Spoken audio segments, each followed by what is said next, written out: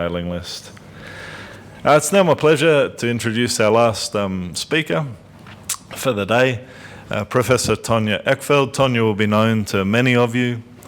She's told the story of her father and uncle in a wonderful book that I'm sure yes, there it is, No One Knows Their Destiny. It's a really fantastic read. Is it available today, Tonia? It's available today at a special price. It's available today at a special price. If you haven't read it or haven't had a copy, haven't seen a copy, I encourage you to get it. It's terrific, and really delighted to have Tonia here today to talk with us. Thank you, Tonia.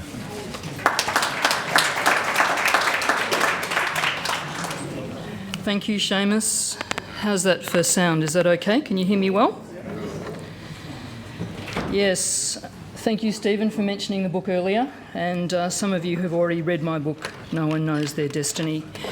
This year I made an audio book of it, and I'd like to share with you some very short excerpts of my father's own words, and that might be a very fitting way to conclude the speaker's contributions today. War took a turn for the worse in 1940, with France collapsing. With the advance of the German... I just want to go back to the beginnings. Apologies. Okay, there we go. The brothers Reinhold and Waldemar Eckfeld, that's my father and uncle, fled Vienna to the UK in 1939, 1 week before Britain declared war against Hitler. Reinhold was 17. With their mother and sister, they were assisted by the Quakers and settled in Northern Ireland to work. Their father was left behind in Vienna. In 1940, both Reinhold and Waldemar were deported to Australia on the HMT Dunera. That was 85 years ago, and this is part of Reinhold's story which may resonate with the experiences of your family members.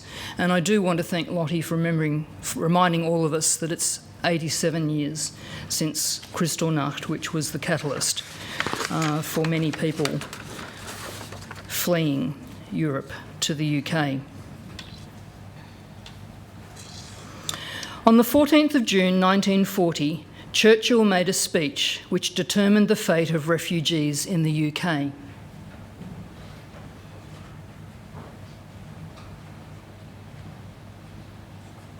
There are a great many people affected by the orders which we have made who are the passionate enemies of Nazi Germany.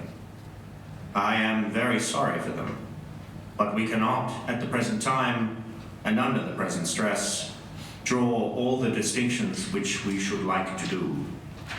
If parachute landings were attempted and fierce fighting attendant upon them followed, these unfortunate people would be far better out of the way, for their own sakes, as well as for ours. Soon after, the brothers became two of Churchill's many unfortunate people. Arrested at their places of work, they were taken to Belfast Jail, then interned in Huyton Camp, Liverpool. In Reinhold's words,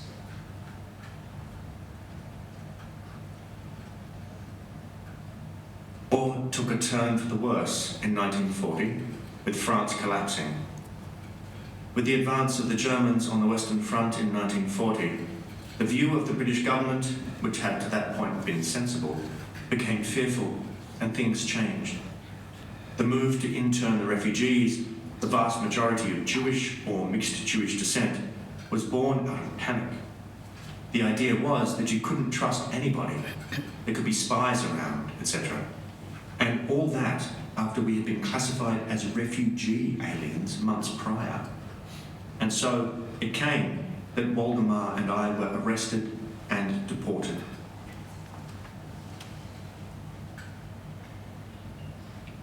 I know there are a great many people affected. The war took a turn for the worse in 1940. Sorry, apologies for that. On the 10th of July 1940, the Eckfeld brothers were taken to the Liverpool docks and loaded onto the Dunera. two of about 2,500 men who were mostly refugees and, of course, known to us. The internees were treated very badly, robbed, beaten and intimidated throughout the 8-week voyage. Portholes were sealed with access to fresh air for just 20 minutes per day, with machine guns trained on them.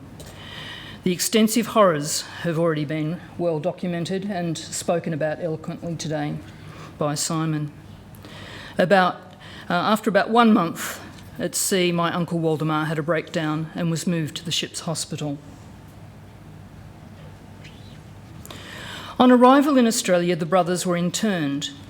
There were 2 compounds at Hay, with about 1,000 men in each, Camp 7 and 8. Reinhold was interned in Camp 8. Was surrounded by 3 rows of barbed wire fence, lit at night and guarded by troops from watchtowers. Accommodation was in timber-framed huts with 2-tiered bunks for 32 persons per hut. There were also kitchen huts, mess huts, latrines, etc. Inspections and counting of inmates took place twice a day. Food prepared by inmates was plentiful, being based on army rations. Work for inmates consisted of cleaning and maintenance tasks, firewood cutting, food preparation, surface drain digging, etc. In Tatura, the temperatures were milder and the number of flies fewer. The Australian Army or government had no jurisdiction over our internment or freedom. They acted as guards only and were very decent as a whole.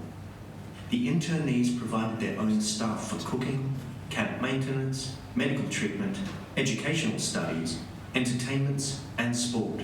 In Tatura, I dug rubbish ditches 3 to 4 feet deep. Then the internees had the good idea to organise a camp school available to all. I practiced my favourite subject, drawing. I did it as an elective at school, then studied architecture, the start of my later career. Camp 8 was surrounded by 3 rows of...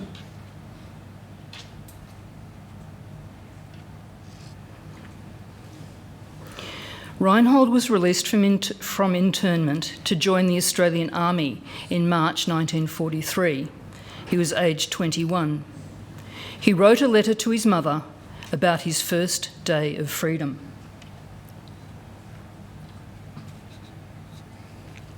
He described his release first of all.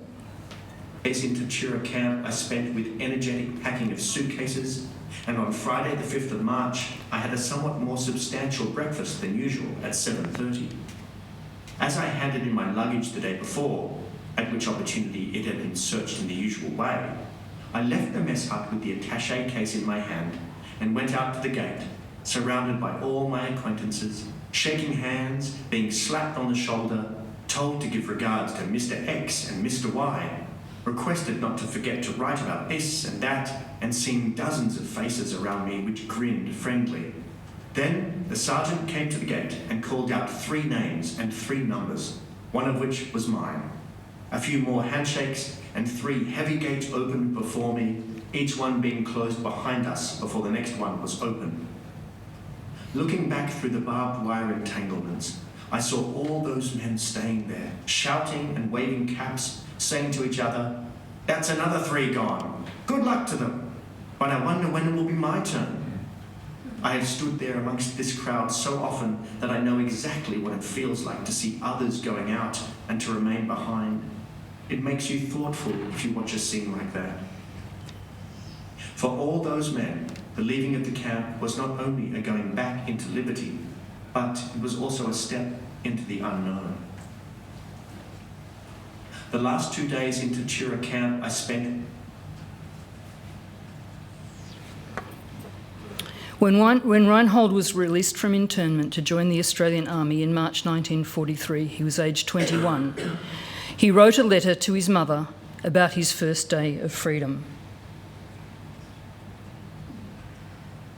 We slept on straw-filled palliaces in tents.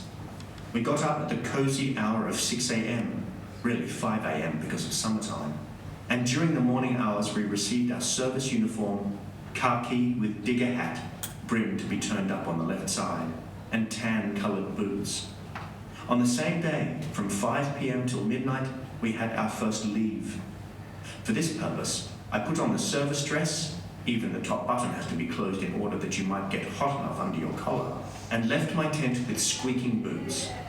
On the way to the gate, I asked an MP who was going my way to show me how to salute, which he did, explaining that no soldier needs salute any officer in the street, train, shop, or even camp.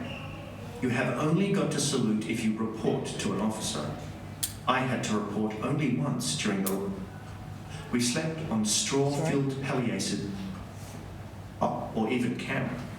You have only got to salute if you report to an officer. I had to report only once during the last fortnight, and so this regulation makes life for the boy in uniform far easier, as he needn't care whom he is encountering in the street and whom he might offend by not greeting. At the gate of the camp, I had to produce my leave pass, and then I went in the direction of the city.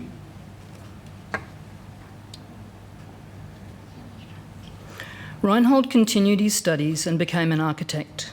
He married Beryl and had 3 children, Erica, Stephen, and myself. I'm the cute one sucking my thumb.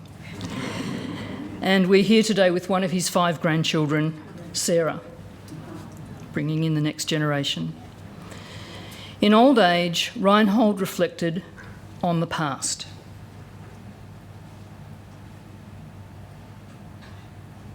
In those days, to leave Vienna as soon as possible to get into another country was accompanied by thoughts of an ideal, beautiful life in that foreign country. At that time, I had, of course, no idea that I would have to spend almost 3 years abroad behind barbed wire as a so-called enemy alien. It was, however, those years that gave me the opportunity to write down my recollections of my last period in Vienna. This writing was not intended for any possible publication, but it was an attempt to relieve my very overloaded memory of the pain of the last years. I wrote these lines for myself, to be able to forget. Now, I return to my question. What do the youth that I once was and the old man that I am now still have in common? Probably very little in outward appearance. Within ourselves, however, we had and have a strong belief in the rightful claim of all people, without any differences in their age or gender, their race or origin, to have a rightful claim to equal rights and peace in the world.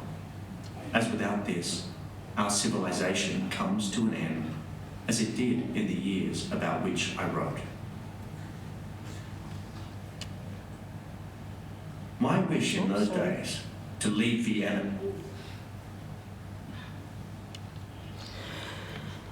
So I think we've all received a lot of wisdom from our Dunera forebears, and we're all very grateful for that.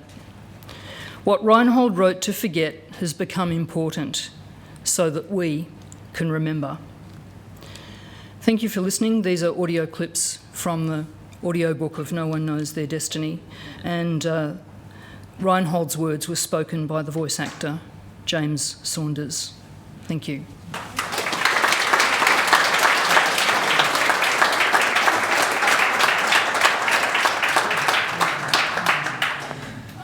Thank you very much indeed, Tonia. And I think the words that Reinhold said towards the end there, sort of very fitting way and powerful way to end the formal part of proceedings today.